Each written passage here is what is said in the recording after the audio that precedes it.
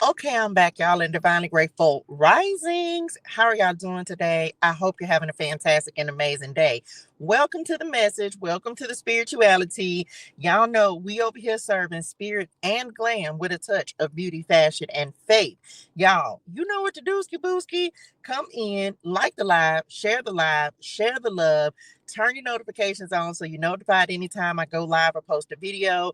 Make sure you subscribe to the channel and drop something in the chat that you're grateful for. Let's get in the flow of abundance. Y'all, let me just tell y'all, we of course we're in the book of Isaiah. Y'all know we just started the book of Isaiah. We for Bible ClariTEA, we are in Isaiah 7 and 8 today. Isaiah 7 and 8. And then we gonna hop into the message with spirit guides, ancestors, angels, and ascended masters of the highest and purest light, vibration, and energy. And y'all, when we get to this celebrity, baby, the Lord gave me a message. It really started last night, but or early this morning, because I think maybe around maybe what about 1:32 o'clock this morning. I was up studying, preparing for this word. Look, 611. That we're on page 611. Y'all know we are in, for whatever reason, I feel called to continue to be in the One Step Closer Bible. This is my study Bible, of course, NLT translation. But we'll get to it when we get to the message and we get to the celebrity for this morning message. Um, I'll finish explaining that. Let's get into Bible ClariTEA and read the book of Isaiah. The Lord gave me a little bit of understanding last night. I'm gonna tell y'all more about that in a second. But all to do it, let's get to it. So Isaiah 7 starts off with a message for Ahaz. Okay. Hold on, let me get my pen in order, y'all. Let me get my pen in order. Okay, here we go. Ready? When Ahaz, son of Jotham and grandson of Uzziah, was king of Judah, King Rezin of Syria and Pekah, son of Remaliah, the king of Israel, set out to attack Jerusalem. However, they were unable to carry out their plan. The news had come to the royal court of Judah: Syria is allied with Israel against us. So the hearts of the king and his people trembled with fear like trees shaking in a storm. Then the Lord said to Isaiah, take your son Shear Jashub and go out to meet King Ahaz. You will find him at the end of the aqueduct that feeds water into the upper pool, near the road leading to the field where cloth is washed. Tell him to stop worrying. Tell him he doesn't need to fear the fierce anger of those two burned out embers. I remember reading this. I don't know if it was in First Kings or Second Kings, but I specifically remember reading this, or maybe it was just something that the Lord had given me before. I don't know. King Rezin of Syria and Pekah, son of Remaliah, or those two burnt out embers, King Rezin of Syria and Pekah, son of Remaliah. Yes, the kings of Syria and Israel are plotting against him, saying, we will attack Judah and capture it for ourselves. Then we will install the son of Tabeel as Judah's king. But this is what the sovereign Lord says. This invasion will never happen. It will never take place. For Syria is no stronger than its capital, Damascus, and Damascus is no stronger than its king, Rezin. As for Israel, within 65 years, it will be crushed and completely destroyed.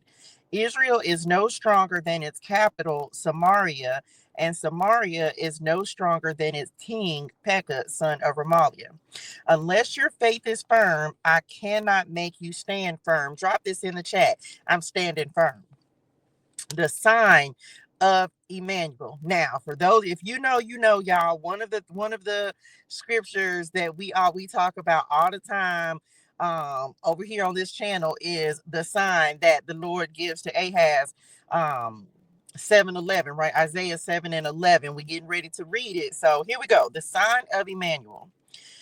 Later, the Lord sent this message to King Ahaz.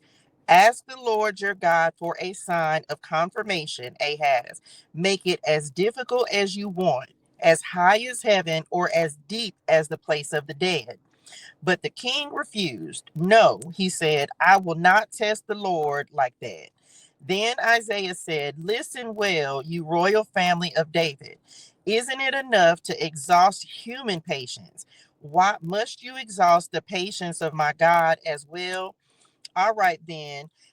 The patience, wait a minute. All right, then, the Lord Himself will give you the sign.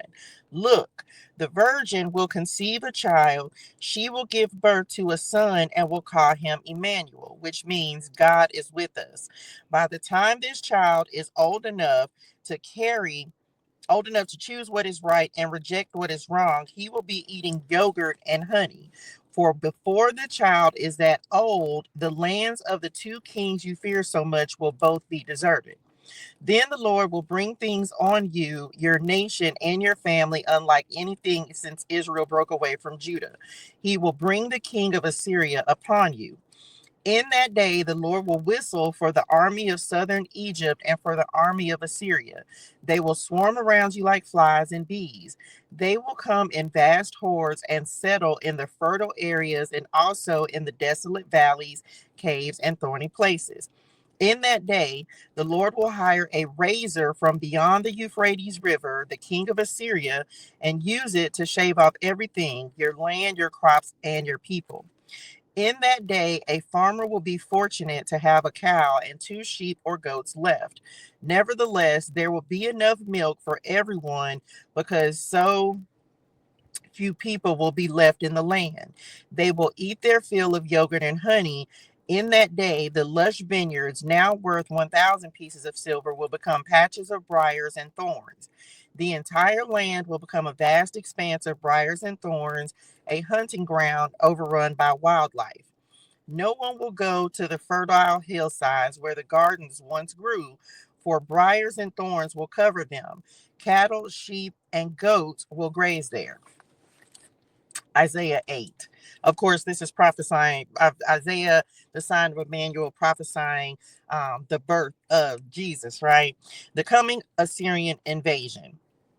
Then the Lord said to me, "Make a large signboard and clearly write this name on it: Meher Shalal Hashbaz." I asked Uriah the priest and Zechariah, son of Jeberechiah, both known as honest men, to witness my doing this. Then I slept with my wife, and she became pregnant and gave birth to a son. And the Lord said, "Call him Maher Shalal Hashbaz. For before this child is old enough to say Papa or Mama, the king of Assyria will carry away both the abundance of Damascus and the riches of Samaria." Then the Lord spoke to me again and said, "My care for the people of Judah is like the gently flowing waters of Shiloah, but they have rejected it. They are rejoicing over what will happen to King Rezin and King Pekah. Therefore, the Lord will overwhelm them with a mighty flood from the Euphrates River, the king of Assyria, and all his glory. This flood will overflow all its channels and sweep into Judah until it's chin deep.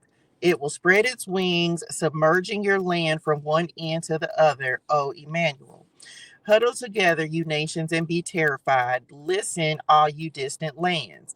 Prepare for battle, but you will be crushed. Yes, prepare for battle, but you will be crushed. Call your councils of war, but they will be worthless. Develop your strategies, but they will not succeed, for God is with us. A call to trust the Lord. Come on, God. Listen, I done read this before. This is all highlighted in my Bible. The Lord has given me a strong warning not to think like everyone else does. Drop this in the chat. I'm going to think different. He said, "Don't call everything a conspiracy like they do, and don't live in dread of what frightens them. Make the Lord of heaven's armies holy in your life. He is the one you should fear. He is the one who should make you tremble. He will keep you safe." Drop that in the chat. I'm safe. But to Israel and Judah, he will be a stone that makes people stumble, a rock that makes them fall. And for the people of Jerusalem, he will be a trap and a snare. Many will stumble and fall, never to rise again. They will be snared and captured. Preserve the teaching of God and trust his instructions to those who follow me. I will wait for the Lord who has turned away from the descendants of Jacob. I will put my hope in him. I and the children the Lord has given me serve as signs and warnings to Israel from the Lord of heaven's armies who dwells in his temple on Mount Zion. Someone may say to you, let's ask the mediums and those who consult the spirits of the dead. With their whisperings and mutterings, they will tell us what to do. But shouldn't people ask God for guidance? Shouldn't people ask God for guidance? This is coming back. This getting ready to what we finna talk about in the celebrity. Should the living seek guidance from the dead? Look to God's instructions and teachings. People who contradict his word are completely in the dark. They will go from one place to another, weary and hungry. And because they are hungry, they will rage and curse their king and their God. They will look up to heaven and down at the earth, but wherever they look, there will be trouble and anguish and dark despair. They will be thrown out into the darkness. 1108. The end. Okay, the end. Listen, if we finna get ready to start the message, but I had to go ahead and get this out, y'all. Like it was, I could have waited to go ahead and do this, but I needed to